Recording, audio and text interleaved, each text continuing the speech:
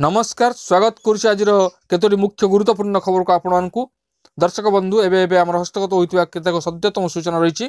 प्रथम खबर रही हजिजीव बिजु पक्का घर योजनार लोगो सरकार आनिबा को जाउछंती आउ एक नुआ योजना जहाँ पक्का घर योजना तार नाम रही अंत्योदय गृह योजना जानिबा से संपर्क में खूब शीघ्र बदली जो बिजु पक्का घर योजनार ना यह बदल में सरकार आरंभ करने को जाउछंती अंत्योदय गृह योजना एथिपाई समस्त प्रस्तुति सरी केवल मुख्यमंत्री घोषणा बाकी अच्छी अंत्योदय गृह योजना रे पक्का घर संज्ञा को सरलीकरण कर प्रत्येक गरीबों को घर देवाक 2014-15 आरंभ होइतिबा बिजु पक्का घर योजना लक्ष्य थिला प्रत्येक गरीबों को मुंड तले छात घरटी देवा एथिपाई कोटी कोटी टंकार व्यवहार होइतिला याकू फ्लैगशिप कार्यक्रम भाव बेस प्रचार प्रसार करथिले तत्कालीन सरकार किंतु टार्गेट पूरण करि पार नथिला एही योजना एबे नुआ सरकार आसीबा परे बिजु पक्का घर योजना ना बदलाइବାକୁ जाउछंती सरकार बिजु पक्का घर बदल रे आरंभ हेबो अंत्योदय गृह योजना।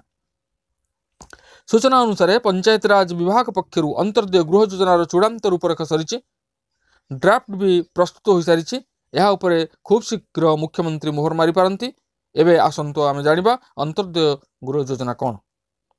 अंत्योदय गृह योजना दुर्बल वर्गर लोकंकु पक्का घर जोगाई देवार योजना मूल लक्ष्य प्राकृतिक तथा मनुष्यकृत विपर्यय क्षतिग्रस्त परिवार को मिलिबो पक्का घर सरकारी प्रकल्प रे विस्थापित परिवार भी होई परिबे शामिल हिताधिकारी 25 वर्ग परिधि रे पक्का घर करि परिबे निर्माण हिताधिकारी को 1,20,000 टंकार आर्थिक सहायता जोगाई दिया जिवो प्रथम किस्ती पाइबार 4 मास और 6 मास मध्य गृह निर्माण सरिले प्रोत्साहन राशि मध्य मिलिबो एही प्रोत्साहन राशि 20,000 और 10,000 टंका रखा जाय।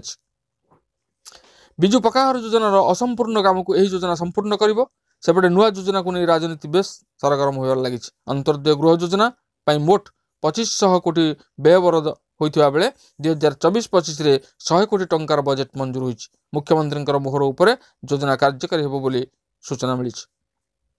परवर्ती खबर रही अदिनिया वर्षा चाषी मानकर मेरुदंड भांगी देछि धान फसल सहित परिवा चाष मध्य क्षतिग्रस्त होइछि तेबे चाषी को केते परिमाण रे क्षतिपूरण मिलिबो से नै घोषणा करछंती राजस्व मंत्री सुरेश पुजारी। जलसेचित जमी को हेक्टर पिछा 15,000 क्षतिपूरण दिया जिबा नै मंत्री कहछंती। राजस्व विपर्यय परिचालना मंत्री सुरेश पुजारी कहवा अनुसार चाषी को क्षतिपूरण मिलिबा आरंभ होलानी 4 रु 5 दिन रे एही काम सरिबो 14 जिल्ला रे क्षति होइतिबा बेले 2 जिल्ला रे आंशिक क्षति मध्य होइछि। पुरी रे सर्वाधिक क्षति होइछि पुरी रे सर्वाधिक क्षति होइतिबा बेले ता पछकु गंजाम जिल्ला रे अछि धान परिबा चिनाबादाम कपा भी नष्ट होइछि प्राय 6,66,720 चाषी क्षतिग्रस्त होइछन्ति सेही परि 2,26,791 हेक्टर चाष नष्ट होइछि। जिलापाल को क्षतिपूरण दिया जाइथिबा बेले चाषी को आवंटन हेलानी कि नाही बोली मंत्री कहछन्ति। जलसेचित जमी को हेक्टर पिछा 15,000 क्षतिपूरण राशि रहिथिबा बेले अण जलसेचित जमी पई 7,500 टंका रही भाग चाषी मानक पई आईन आसिनी आसीबो कि नाही आलोचना हेबो बोली मंत्री कहछन्ति। परवर्ती खबर रही आगो को बढ़िबो रातिर तापमात्रा आहुरी कमिबो शीत आसंता 2 दिन राज्य रे घन कुहुड़ी दृश्यमान होई पारे। बुधवार सकाळु भद्रक केन्द्रापड़ा जगतसिंहपुर पुरी केन्दुझर संबलपुर झारसुगुड़ा बलांगीर कलाहांडी गंजाम रे घन कुहुड़ी होइछि। गुरुवार संबलपुर झारसुगुड़ा बलांगीर गंजाम और कलाहांडी रे स्वल्पर मध्यम धरणर कुहुड़ी दृश्यमान होइछि।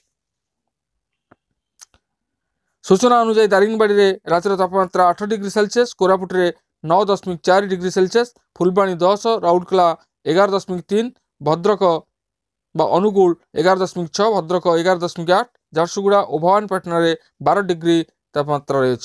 अधिकांश स्थान रे तापमात्रा 13 डिग्री अधिक रेकर्ड होइछि। आगो को रातिर तापमात्रा बढ़िबो और शीत आहुरी कम। परवर्ती खबर रही कोविड महामारी परे पुणी एक संक्रामक भूताणु ह्यूमन मेटान्यूमोवायरस एबे चिंता बढ़ाई। भारतर 4 राज्य रे 6 आक्रांत चिन्हट परे आगो को लॉकडाउन लागू हेबो कि बोली आशंका बढ़ी। सोशल मीडिया रे हैशटैग लगाइबार ट्रेंड करवा आरंभ हो गलानी। ବେଙ୍ଗାଲୁରୁରେ 2 ଶିଶୁ, ଚେନ୍ନାଇରେ 2 ଏବଂ ଅହମ୍ମଦାବାଦରେ ଜଣେ ବା 2 ଜଣ ମାସକର ଶିଶୁ HMPVରେ ଆକ୍ରାନ୍ତ ହୋଇଛନ୍ତି। ତେବେ ଏ ଥିଲା ଆଜିର ମୁଖ୍ୟ କେତୋଟି ଗୁରୁତ୍ୱପୂର୍ଣ୍ଣ ଖବର। ଆଜି ପାଇଁ ଏତିକି, ପୁଣି ଦେଖା ହେବା ଆଗାମୀ ଭିଡ଼ିଓରେ। ରହୁଛି, ଧନ୍ୟବାଦ, ନମସ୍କାର।